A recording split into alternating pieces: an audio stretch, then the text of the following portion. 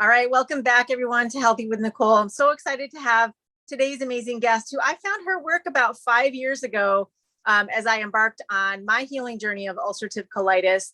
And I've learned a ton from this special woman, and I can't wait for her to share her pearls of wisdom. We were chatting before we hit the record button, and I had to go, wait, we can't miss anything else. So thank you so much, Sally K Norton, for coming on my show today. Oh, thanks for having me. This is an exciting topic, gut health and all. I'm really so critical to all health. And I myself had a gut health story. And most of us with oxalate problems have gut health stories. And I know. And it's all part of like figuring it out through real experience. Right. Because nobody knows, right? You go to your doctors and they just are not going to help you. You have to study and do a lot of exploration, I think. They told me, there was no way that diet made any difference. Is that not the most insane thing you could say to a patient? I just can't understand that. Well, why don't you tell us a little bit about your background? Because I know, you went to Cornell, you've got this stellar academic background. So how did you get started in all this, and what is your background?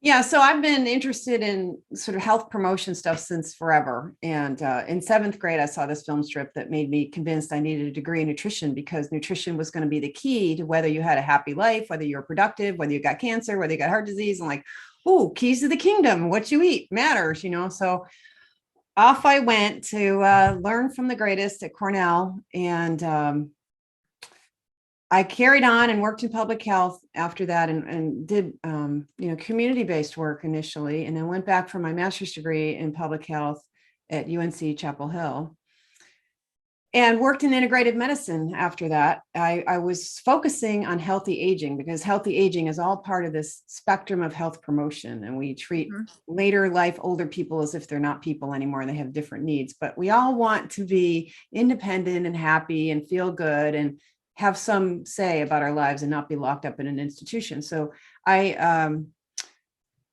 the last year of the baby boomer, I was real clear that the future of health promotion is like, well, how do we keep the elderly well?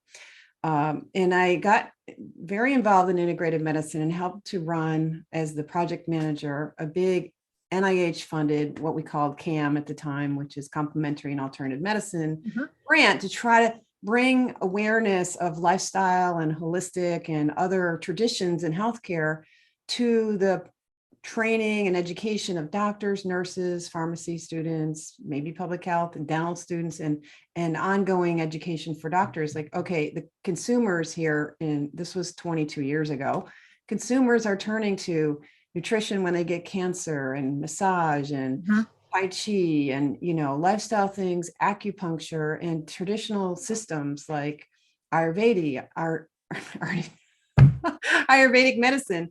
In these really traditional medicine. Now, conventional medicine doesn't have a tradition, and is really, just 100 years of modern conventional medicine, whereas there's lots of other histories, both in mainstream Western thinking and in other cultures, that understand health in different ways. So that's what I did. I was involved with other universities trying to bring this idea into the curriculum.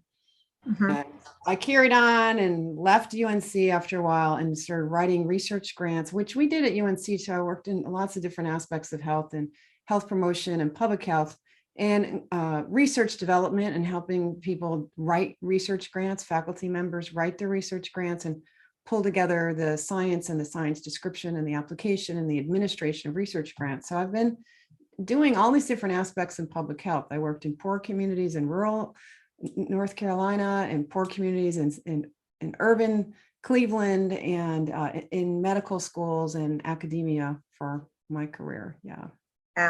And I know you had a real intense personal journey too along this with, I don't think you knew at that time it was oxalates, but I remember seeing pictures of you in a wheelchair and not even able to walk. Talk about that story a little bit. Yeah, I started having foot problems when I first started, like this first fall semester in college or something like that, where I was starting to limp around. I was hiking around with my boots and with my big backpack of books, I meant to say. And in the morning, I was exercising on carpeted concrete.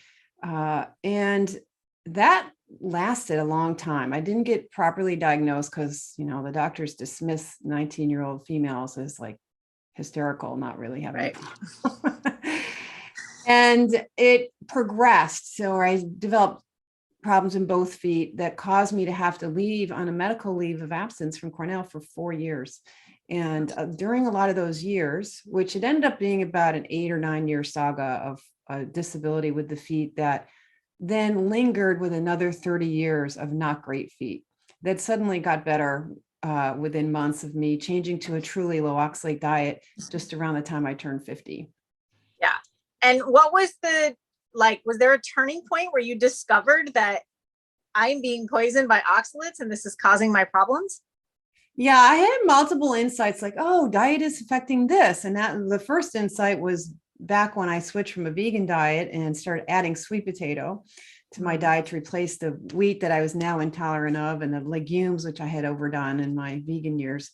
And then much later, I had discovered that there's this organization in 2009. I wish I had knew about them sooner because they were physically right near me where I worked in Chapel Hill, North Carolina, and would have been a perfect fit for the conference I put on in 2005. But it wasn't until 4 years later in 2009 that I discovered there's this Vulvar Pain Foundation that teaches a low oxalate diet, which is a kidney stone diet for people with crotch pain and pelvic problems and urinary problems, but primarily with vulvar burning and just some really evil stuff. None of that made sense to me, but I was desperate for relief myself from a very brief bout of vulvar pain, and got all their stuff and tried to study it and understand it, and didn't really get what I now understand because they don't teach the whole story about how oxalate poisoning works. They don't call it oxalate poisoning, which it is. I'm the first person to call it oxalate toxicity that I know of because it's just like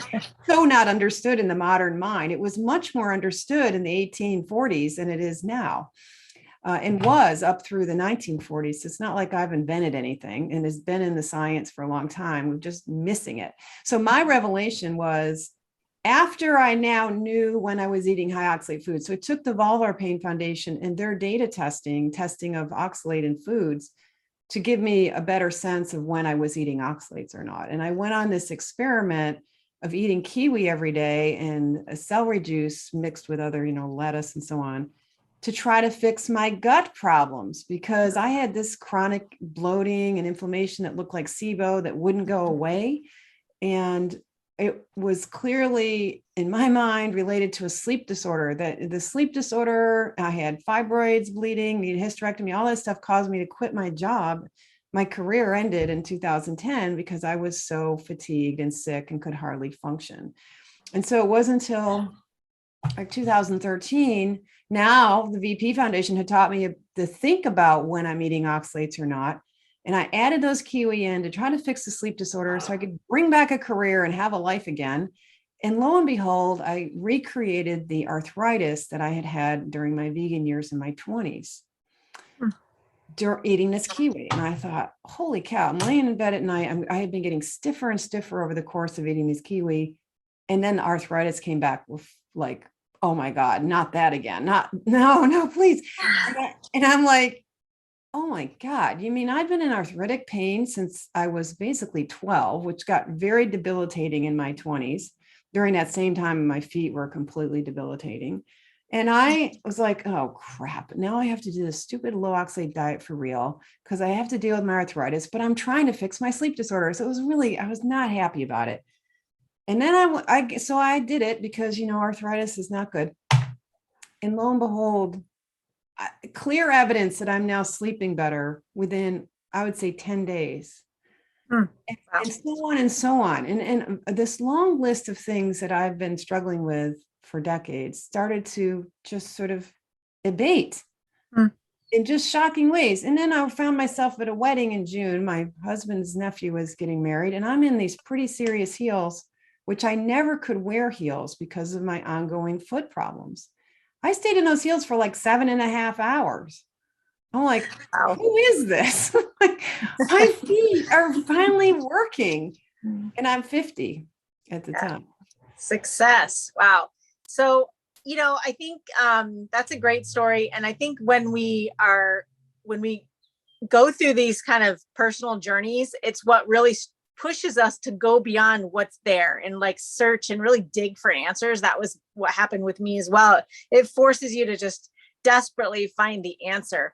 And now you get to share it with everybody else. So that's what a lot of people that are, my viewers are usually here to learn about gut health, because there's so many people that have gut issues. They don't know what they are. They don't know where they come from. And they're not really getting much help from, the standard medical advice. Doctors just don't really know where to go with that. So there's so many things that can bother the gut, but in terms of oxalates, what is it something, can you explain what are they, what are oxalates, and how they damage the body? Yeah, so oxalates are talked about in plural because it comes from oxalic acid, and oxalic acid is an ion, is a single molecule that has a charge on it, and it can have either one charge or two charges. So there's two kinds of oxalates right there, is that the acid can come in two forms, either a very soluble or a more different charge on it, depending on the proton status. So then these little ions, because of their charges, like to hook up with positively charged minerals and can create this sort of salt compound. And this little molecule, when you get several pairs of them together, can precipitate into a little crystal, and that little seed crystal. So plants use that ability of oxalic acid to bind with minerals, particularly calcium, which is ubiquitous in soil and in nature. And plants use oxalic acid to build calcium oxalate crystals. And they build these crystals in like 5 or 6 shapes and forms for various metabolic purposes and for self-defense purposes. So not unlike a rose bush creating thorns, so you will leave the rose bush alone. Other noxious things on the outside of plants that you can quickly detect because they're big enough to irritate your skin, quite obviously. The crystals are uber microscopic and invisible. You need a very high-powered microscope to see them. And one of the shapes is specifically designed as an arrow of self-defense. They're a double pointed toothpick, and they're made in these bundles of like 200 to 2000, maybe let's just say average 200 of these little toothpicks all together in this little cell vacuole, specialized cells. And the plants literally use them and shoot them out when the cells get damaged. The plant tissue, leaf, or whatever part of the plant you're damaging as you're chewing it, it'll start projecting out these little toothpicks as little poison tipped arrows. That along comes with it some proteases and some soluble oxalate. And this can penetrate the mucosal membrane of the mouth and throat and so on, at least 2 cells deep. They're designed to do that. Wow. And so what does a person experience if they are having oxalate poisoning? Yeah, so oxalate poisoning has all kinds of layers to it. And sometimes you don't experience very much. So like many diseases, you can be having a disease process going on in the body and not have any symptoms at all. And we even see this in gut health, where you could have problems with gut inflammation and you don't get a problem until you get an infection, like eat a bad meal. That's what's happened to me. I had been, as a vegan, silently ruining my gut with slow cooked beans, which are very high, not only in oxalate, but when you slow cook them, very high in another awful gut toxin called lectins, which is what's glucose. I mean, I could tell I haven't slept. The wrong word for that. So other things that's famous for gut damage is the wheat, which is a set of lectins, gluten, glutein, and so on. These are proteins. Lectins are giant proteins, and they hook on to sugars, and you have little sugars on your cells, and they start doing great damage to your body. Well, I had a wonderful degree from a great institution, and I didn't know that. So I was a vegan, a committed, really home-cooked vegan. I was doing this as a single woman, easy, sharing a house with others, throw it in a crock pot and don't get anyone's way. And then you've got something to eat for breakfast the next day. Bad idea. So that was going on silently. And then I went out for dinner one Friday night, right before Labor Day. I'll never forget this life-changing meal, because I got sick from that with what we now call post-infectious IBS. And after that meal, I was in pain, big time, and sick for days. And then I continued to have random attacks for a long, long time of intense gut pain, where, you have to pull over if you're driving. You cannot function. You Wow. curl up in a ball on the floor by the toilet and go, God, can I live like this? Maybe I should die right now. Wow. I'm like 30 or something. I'm not an old person, but I'm already falling apart. And the doctor says, well, it's not your diet. It's whatever. They didn't know what it is. Have some drugs. Yeah. And I look pretty in pink. When they get in there and they look at you, they don't necessarily see it on a sort of gross inspection with a camera up your butt, but it can be going on silently. So the long story short, you can be destroying your health with oxalates and lectins and plant compounds and not have symptoms until things kind of get really brittle. Right. And then it can be lots of things. Now, in the old days, this diagnosis of oxalate poisoning started around 1842. And it was defined as a disease that always included gut problems. So if you had a gut problem and you had either arthritis or other rheumatological complaints, or a neurological complaint with strange mood, anxiety, weirdnesses, pain syndromes, sleep problems, sensitivity to light, these are all neurological problems. Even muscle tremors can be a neurological problem with your nerves are toxic. If you've got that was how we defined this. And if there's any dietary history that supports the idea that you've been eating rhubarb, for example, that was the food that really exposed this illness in the 1800s, the early 1800s was the beginning of a huge wave of fanatic love of rhubarb in England. And so during season, they get really sick. I grew up in Michigan. I totally used to eat rhubarb, strawberry rhubarb pie, all of that.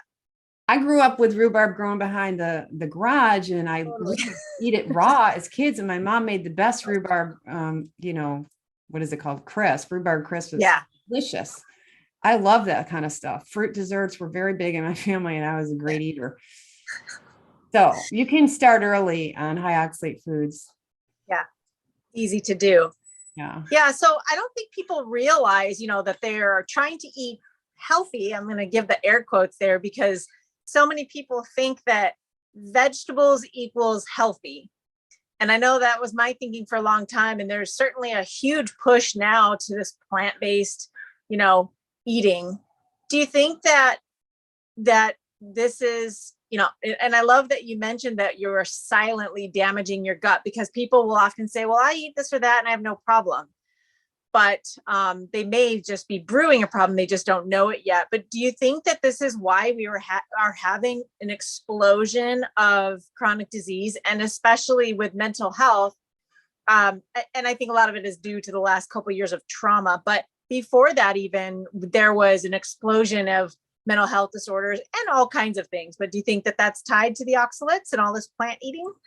Oh, there's no question that oxalates causes all kinds of neuroses and anxiety and depression, and that they go together with the health issue, with the gut issues. You see them come together as a package. People have really bad inflammatory bowel disorders are so prone to anxiety and severe mood disorders, as well as infections and all kinds of problems, because oxalate can affect all these things from different angles. And then once you've destroyed the gut function, all kinds of things can start falling apart. And you see these same oxalate conditions of osteoporosis and kidney stones going along with irritable bowel and other forms of inflammatory bowel diseases. And like I said, right from the beginning, dietary overload of oxalate with rhubarb always seemed to involve gut problems, including like intestinal paralysis, where it looks like obstruction was happening in these old cases that we report. And it's just a handful of them, but it became quite obvious to the experts of the day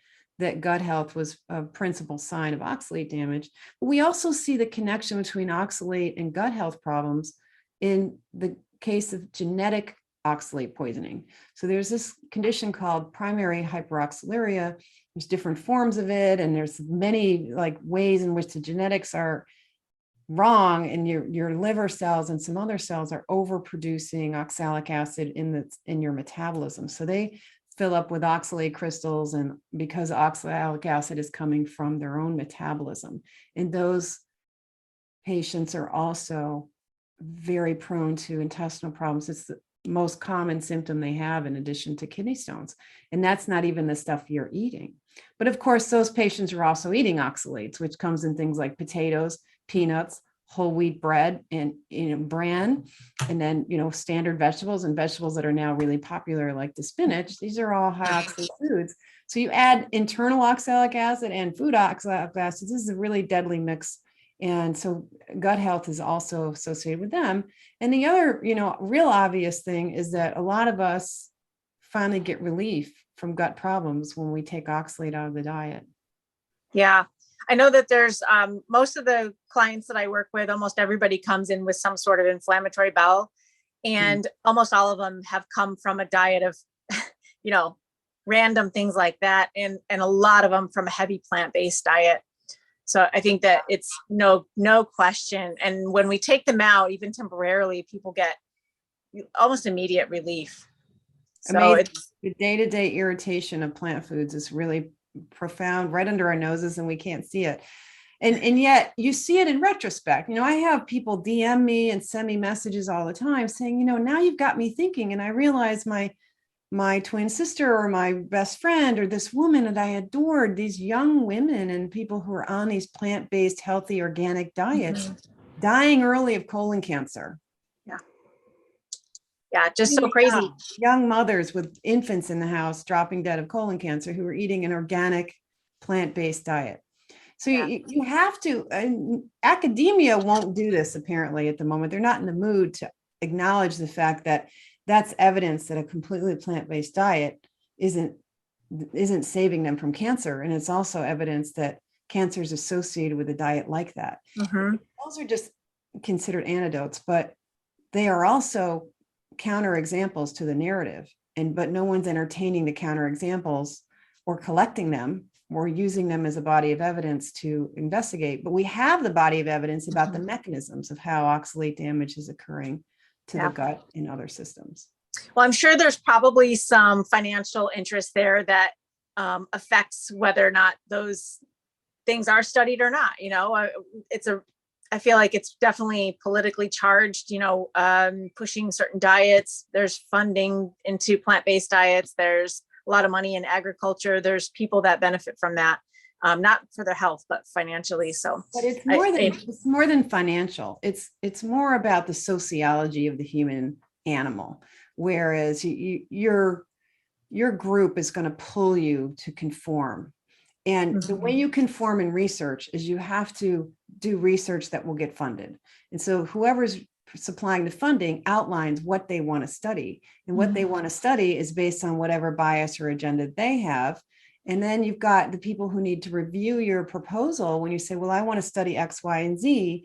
The people who are going to look at your proposal and decide if it's worthy of funding are often people who are the seniors in your field. And they're the ones whose opinions are considered great. They're the ones who've won that battle to tenure and have been able to crank out mountains of papers and have this reputation. And if you don't kiss their feet while you're writing your grant, then you don't get funded. So true innovation, there's been a real problem with any true innovation or any kind of counter narrative getting a chance for some actual funding and some talent. In the system, you just become kind of a grinding through, like, I got to get tenure, I got to do this, I got to do that. And you're just like surviving your career, and you're doing a lot of intellectual compromise along the way. And you're happy to deny that to yourself. Yeah. I'm so glad that you brought that up, because I think there's a lot of resistance from people to believe something that doesn't have research behind it, just because, there's no research to support it. I mean, obviously we want to lean on the literature as though that's our trusted source of information, but sometimes it's just not there. And sometimes we learn it through experience and anecdote. And, that also shouldn't be ignored, but I'm really glad that you said that, because I don't think the research has caught up to what's happening to people due to these plant-based diets, but you have a good, there's not going to be for why. A lot of impetus, as you already said, to put the funding into this. And it's getting more and more that's more and more unlikely to happen, because the whole system requires people in high positions and people with a certain point of view. So people have to go out on their own. They have to really embark on a journey of researching what's going on with their bodies and what's happening to our food and how that affects them. And I think people just, they don't do that. They need to dig a little deeper. So if someone, is this something, do you think that oxalates are something that everybody has to avoid, and do they need to avoid it 100%, or is it just about minimizing it? How do people navigate that? Yeah, I want to hold on to that question because I just want to finish what we were just saying about the relationship between research and evidence and all of that, and just say true science is observing reality. And what you can do with the science, what science is there that shows this is going on, is if you take what's happened to you and me and all the people, and like you're understanding their story, you're understanding their symptom, their pattern, their lifestyle, their context, and then you take that to the literature and you ask the literature, how do you explain what's going on with these people? And you can get all kinds of answers. There's plenty of answers already there. You may not get like a whole body that says this is the facts, but you can find all these answers all scattered around the literature. And that's what I've done. So I just want to just not leave people with the impression that there isn't scientific backing behind everything. Everything I do, I run to the literature. But running to the literature can be a 3-month process because you have to understand it enough to be able to filter through the kind of cultural kind of repeating a same old myth over and over again versus in like fake references, like, oh, they made a statement that need to be defended and the thing they used to defend it was pointless and not relevant. So you have to really, to understand the literature and use it appropriately, you have to really spend time in there. And that kind of ivory tower academic time with the literature, people don't have that anymore. Yeah. So go back to the better question. I just want to get this there's actual science behind this. Yeah. So people just aren't hearing it. They're not getting the message. They're not interpreting the science in the presence of reality. Like they're interpreting the science in the presence of their theories. And now so there's an academic, and those of us who've left academia and decided to use reality as a entry point for understanding the medical literature. Yeah, good point. I do the same. When I encounter something, I look for anything that's there to help me understand it or support it. I just did that yesterday. I was looking for, materials on artificial sweeteners, and lo and behold, it was there. So I think we have to connect the dots. But it would be great if we had a better way to communicate to people this information, because it's just not put together in a way that people see it and understand it. And you're right, it's really hard to read these things. They take a lot of time. I have to print it out and highlight it and go over it for days. And it just, it's not easy for the average person to, I've been reading research papers for a while, and it's still difficult for me.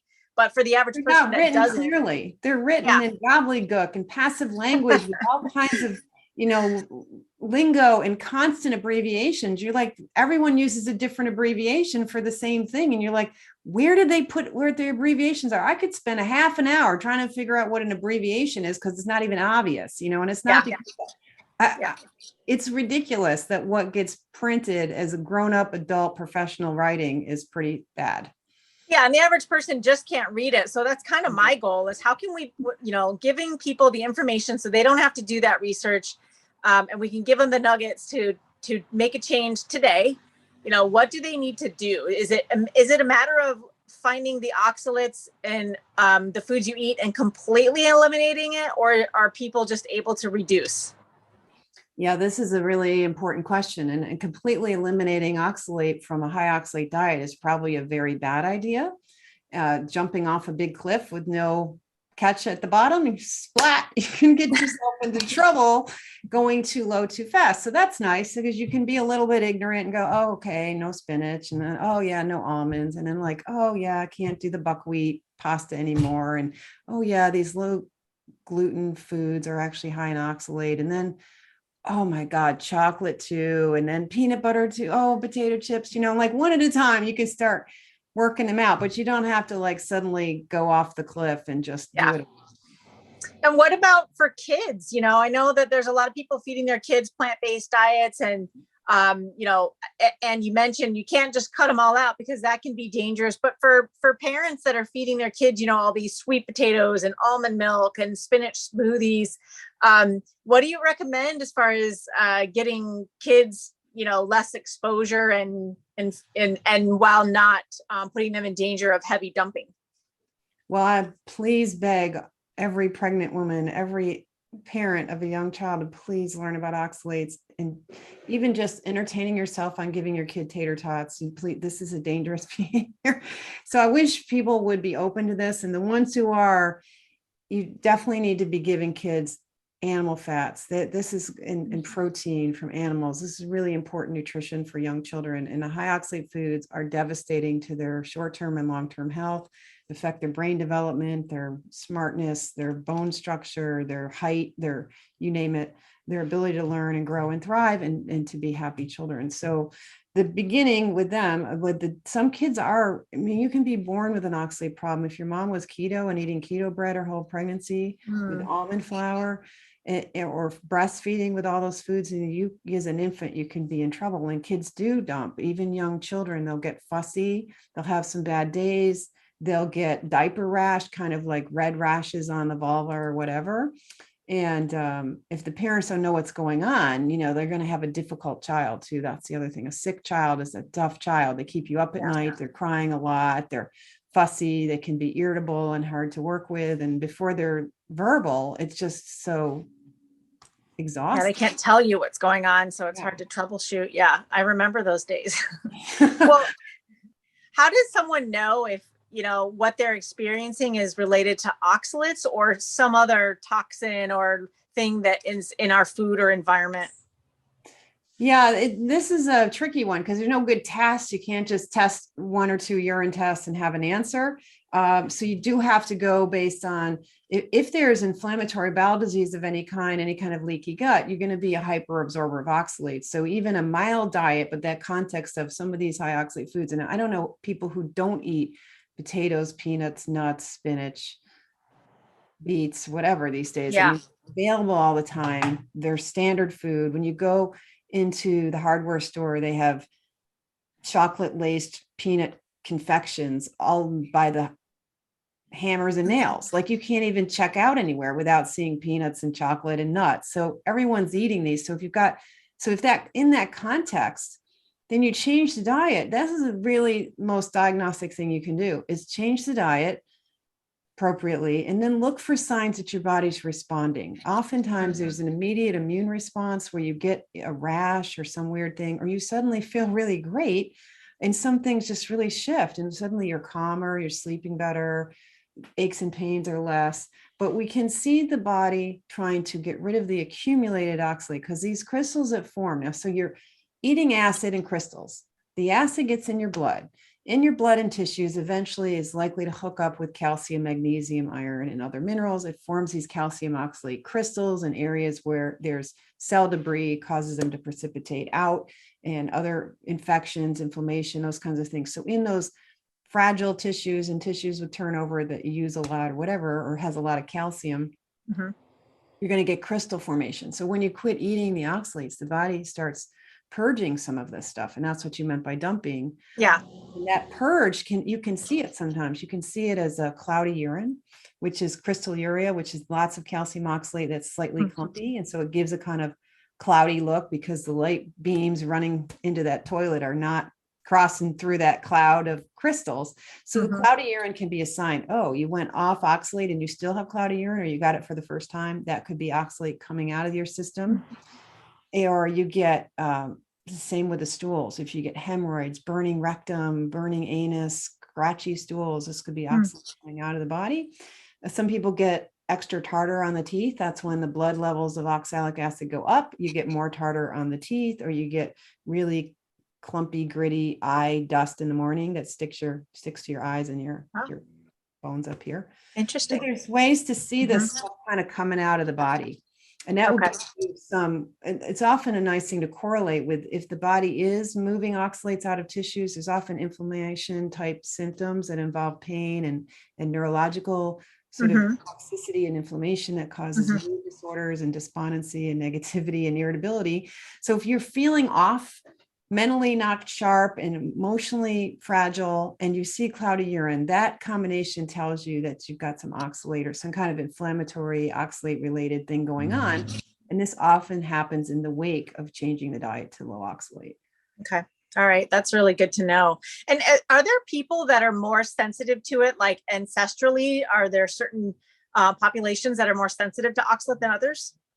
Well, it's really about tolerance, and usually reserve the word sensitivity for allergy. And this is not allergy, this is toxicity. So what's your tolerance for a toxin? We see a barn door wide difference in how much oxalate it takes to kill someone. It might be as little as 3 grams, or it might be as much as 10 grams to kill somebody that they could tolerate. Somebody might die at 3-gram exposure, someone else might not. So we see the really wide spectrum of fatality, and fatality is like the classic way to define toxicity. So I think like death is a crappy outcome, really. You Yeah, got to I'd get say a so. little more subtle than that. And that's sort of the problem with the literature and talking about oxalate is like, oh, well, those crystals in the food, well, they ripped up someone's mouth and they spent a week in the hospital unable to speak and drooling on themselves because of the immune response. So once you get rid of that response, therefore it's fine. Well, actually, there's more subtle things than like we want something to be so obvious before it's a real. Oh my goodness. Yeah. So we understand that people need to look for the high oxalate foods, and you mentioned some of them, and the leafy greens, the rhubarb, spinach, almonds, chocolate. I know there's a whole lot of them. I've looked on the internet. And then would you say like the fruits are more lower oxalate other than I think raspberries is more of a high one, but well, there's some pretty bad fruits out there. There's star fruit is the king of the hill in terms of deadly high oxalate food. So star fruit isn't widely used here, but it's considered a wonderful medicinal superfood in Asia and Brazil. And people in Asia can kill them, literally die from star fruit juice and star fruit, especially if they're renal patients where they're not able to excrete it. So in terms of our quote sensitivity, which is really our tolerance for oxalate, the biggest factors is how good is your gut? Yeah. How much are you able to not absorb it? And that really involves how much calcium is in the meal. So if you're getting a high calcium diet, that's slightly protective. So you can have more oxalate if you've got a lot of milk and bones and dairy and calcium. If you're taking a ton of calcium, that's protective. So you get away with more oxalate with a high calcium diet, which I think is why calcium in milk is so popular in Western culture, especially with the potato-based culture we've had for the last couple hundred years. Putting cheese all over potatoes is protective, and putting cheese in salad, but that just gives you a little bit more leeway. It doesn't really protect you like protect you. Right. It just that we're really eating, oftentimes we're eating 2 to 8 times what we're built to handle.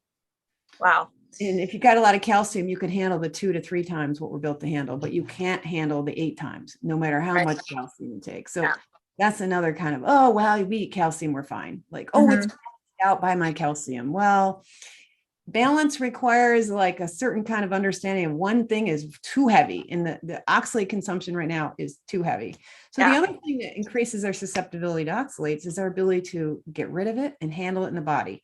There's probably a lot of genetic factors in that. And you see that in the fact that high oxalate diet creates kidney stones only in about 12 to 15% of the population. And people like me can way overeat Swiss chard and rhubarb and never have a kidney stone and have really good kidney function and pee out. I've been peeing out crystals my whole life. I've been turning in cloudy urine samples my whole life. I've been on a high diet and probably with some leaky gut for a long time. And no one ever mentioned, hey, you got cloudy urine. What do you eat? No one does that. No, they don't. So the susceptibility is how much you're absorbing, how tough your gut is. And you can, I used to have this gut of iron. I could eat any amount of any combination of foods, but it was after my vegan years that changed. Yeah. I see so many people that have terrible guts, leaky gut, all kinds of gut dysbiosis from antibiotics, medications, bad food, stress, on and on. Right. So I think it's so common that probably everybody, if leaky gut is going to make you susceptible, then I'll bet you most people are, because just the nature of how we live, and most people do seem to have that. A little bit of NSAID use is supposed to be, within 12 hours of one dose of ibuprofen or something, you're already causing serious damage, which is interesting because they had me on mega doses of ibuprofen during my foot years. For like 5 years, I took 3,600 milligrams of ibuprofen. But it wasn't until I was doing the bean thing that many Yeah. years after I got off the drug, like easily 6 years after I stopped taking it, I developed this IBS. But the beans were worse than the Yeah. ibuprofen, and Yeah. ibuprofen is hysterically bad. If you read the literature, it's freaking scary. I've read it. Yeah. It's terrible. Yeah. Unfortunately, people pop them like candy, but we have a lot of work to do. Let's say that.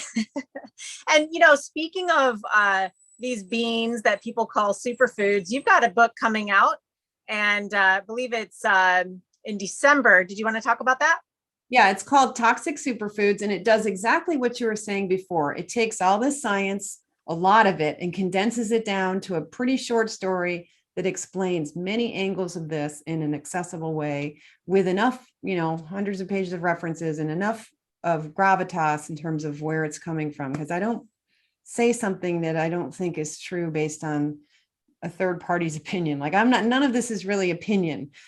So hopefully that book is going to help everybody discover oxalates. Although the immediate response to, oh, you wrote a book called Toxic Superfoods is, whoa, what about balance? And what about, it's like, what about just reading the book and talk about it later? So encourage yourself to go ahead and pre-order it and read the book, and then we'll have that discussion, not before. Yeah. Well, I can't wait to read it. I know a lot of people are going to be super interested as well. I have one more question for you before we let you go today, because everybody's going to want to know this. What do you, as an oxalate queen, what do you eat and your day-to-day favorite foods? Well, this is an unfortunate question because some of us, probably a big chunk of us, because of the gut damage, the continual gut damage that oxalates cause, both as they're coming in and they're going out, to the immune system of the gut, and this deeper problem, we are easily, when we're inflamed again over an infection or whatever, can develop more food allergies. And I'm one of those people who is now allergic to many meats and many foods, many of the plants. So I have a pretty narrow diet. I'm just grateful if I can find something to eat. If I would say the general advice is animal foods, limit carbs in the morning, or like make sure you're not grazing on carbs all the time, and learn about which low oxalate foods work for you. It's going to be an individual thing. And if you have a history of gut issues, low fiber is key. I'm been mostly carnivore for over 3 years with some fruit thrown in. I mean, the good fruits are many. All the melons are fine, but I'm allergic to them, but feel free to eat them. Grapes are good. Apples are generally good. I kind of avoid those too. I like pineapple and papaya. Those work for me. So I don't really believe in like do what the leader does kind of thing. Like listen to your body, figure out the foods that are going to work for you. That may change over time. It may seem like it's getting worse, but keep listening to your body, because, hey, servant of your body is the person who's going to be healthy and happy. Absolutely. That is great advice. Thank you so much for your time. I know it's really valuable, and I can't be happier with this time that you've given us, because people are going to really learn a lot. So thank you so much again. I'm going to put all of your contact information and a link to your new book in the notes. And where can people reach out if they want to learn more about your work? Yeah, please reach out through my website, which is sallyknorton.com. You can email us there and we'll respond best we can. Okay, sounds good. Thank you so much, Sally. Hope to read your book very soon in December, and maybe we'll have you back for another interview, because I know we're going to have a lot of questions. Yes, I think we need to keep talking. Thanks so much for having me. Looking forward. All right, thank you. Bye-bye.